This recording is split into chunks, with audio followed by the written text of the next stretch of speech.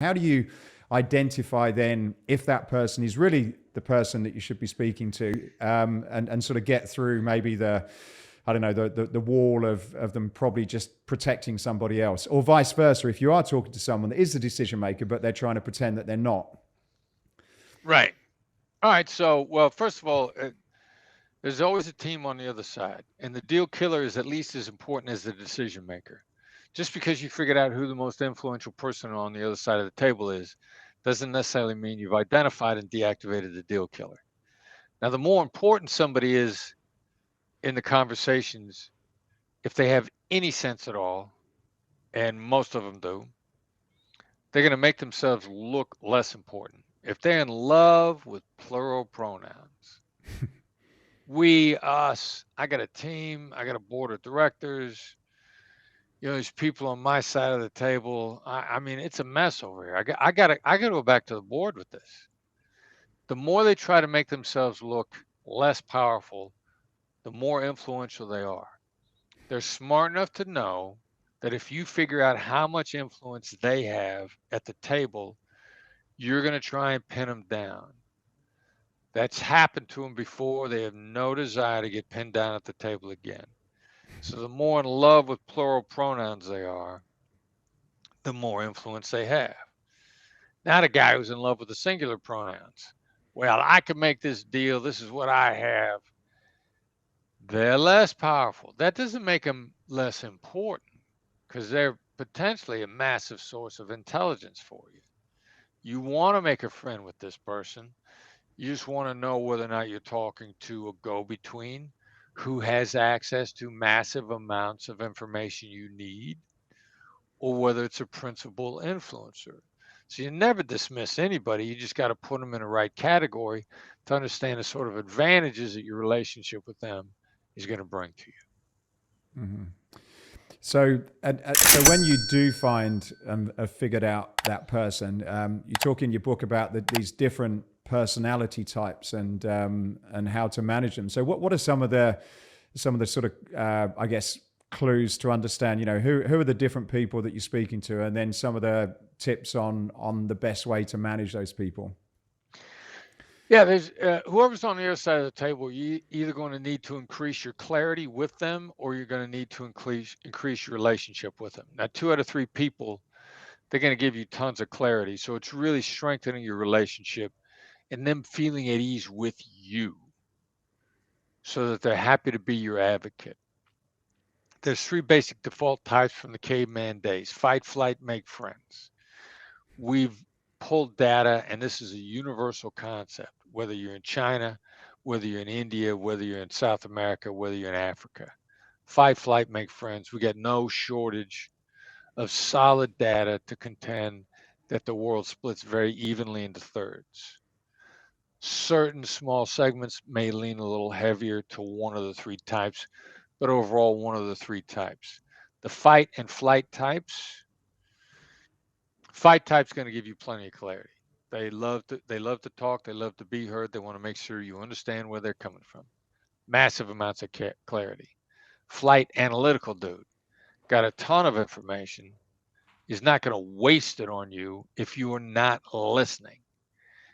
In their analysis, they have found that talking when the other side is not listening is a massive waste of time, and they value their time. They hate spinning their wheels, which is another reason why you got to demonstrate to them that you're listening, and they will open up when you do, but you got to be listening, not questioning.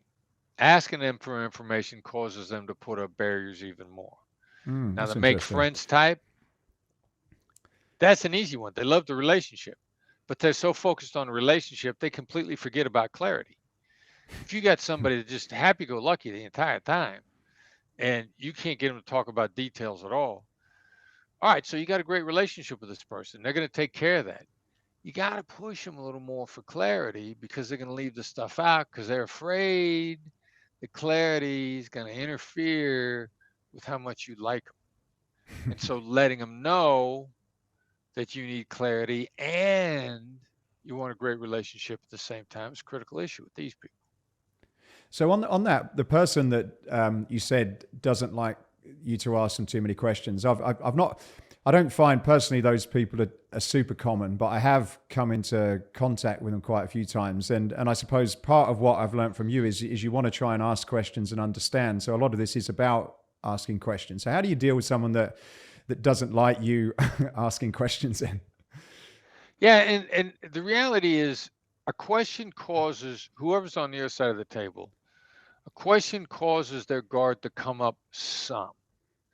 Now, the degree that it comes up is a couple of different instances. Even a person who wants to ask you a question, if you ask a great question, if they think about it, which you want them to do, that also means they're filtering to some degree.